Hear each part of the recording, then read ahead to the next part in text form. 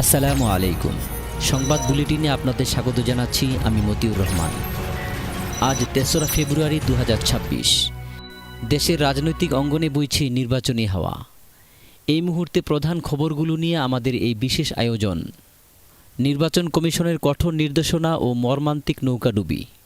আসন্ন ত্রয়োদশ জাতীয় সংসদ নির্বাচনকে কেন্দ্র করে নড়েচড়ে বসেছে নির্বাচন কমিশন। নির্বাচনী প্রচারণায় শৃঙ্খলা ফিরিয়ে আনতে আজ ইসি থেকে জারি করা হয়েছে একগুচ্ছ কঠোর নীতিমালা। বিশেষ করে যত্রতত্র পোস্টার ও ব্যানার ব্যবহারের উপর কড়াকড়ি আরোপ করা হয়েছে। কমিশন জানিয়েছে, পরিবেশ রক্ষা ও জনদুর্ভোগ কমাতে প্লাস্টিক ল্যামিনেটেড পোস্টার ব্যবহার সম্পূর্ণ নিষিদ্ধ। নির্ধারিত স্থানের বাইরে প্রচারণা চালালে প্রার্থিতার উপরও কঠোর ব্যবস্থা নেওয়া হতে পারে। এদিকে এই নির্বাচনী প্রচারণার মাঝে একটি দুঃখজনক সংবাদ পাওয়া গেছে। ঢাকার সাঙ্গু নদীতে প্রচারণা চালাতে গিয়ে জামায়াত নেতাকর্মীদের বহনকারী একটি নৌকাডুবির ঘটনা ঘটেছে। প্রত্যক্ষদর্শী জানিয়েছেন, ধারণ ক্ষমতার অতিরিক্ত যাত্রী থাকায় মাঝ নদীতে নৌকাটি ভারসাম্য হারিয়ে উল্টে যায়।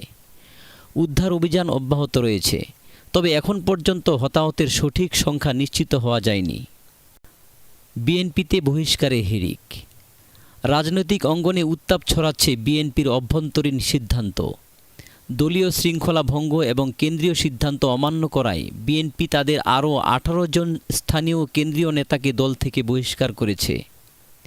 বিএনপির কেন্দ্রীয় দপ্তর থেকে জানানো হয়েছে, দলের নীতি ও আদর্শের পরিপন্থী কর্মকাণ্ডে লিপ্ত থাকার প্রাথমিক প্রমাণ মেলায় এই কঠোর ব্যবস্থা। নির্বাচনে আগে দলের ভেতরে শুদ্ধি অভিযান চালিয়ে নেতৃত্ব সুসংহত করতেই এই পদক্ষেপ বলে মনে করছেন রাজনৈতিক বিশ্লেষকরা। ডিএনসিসি প্রশাসকের বিদেশ যাত্রায় নিষেধাজ্ঞা। দুর্নীতির বিরুদ্ধে জিরো টলারেন্স নীতির অংশ হিসেবে বড় পদক্ষেপ নিল আদালত।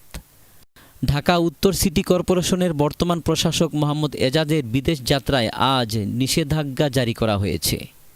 জানা গেছে, সিটি কর্পোরেশনের বিভিন্ন উন্নয়ন প্রকল্পে ব্যাপক অনিয়ম ও দুর্নীতির প্রাথমিক সত্যতা পাওয়ার পর দুদক আদালতে এই আবেদন জানায়। আদালত বিষয়টি আমলে নিয়ে মোহাম্মদ এজাজকে দেশ ত্যাগে বাধা দেওয়ার নির্দেশ দেন, যাতে তদন্ত প্রক্রিয়া ব্যাহত না হয়। এই ঘটনাটি প্রশাসনে ব্যাপক চাঞ্চল্যের সৃষ্টি করেছে। এই ছিল এখনকার মতো সর্বশেষ সংবাদ। পরবর্তী আপডেট নিয়ে আমরা ফিরছি আগামী এপিসোডে।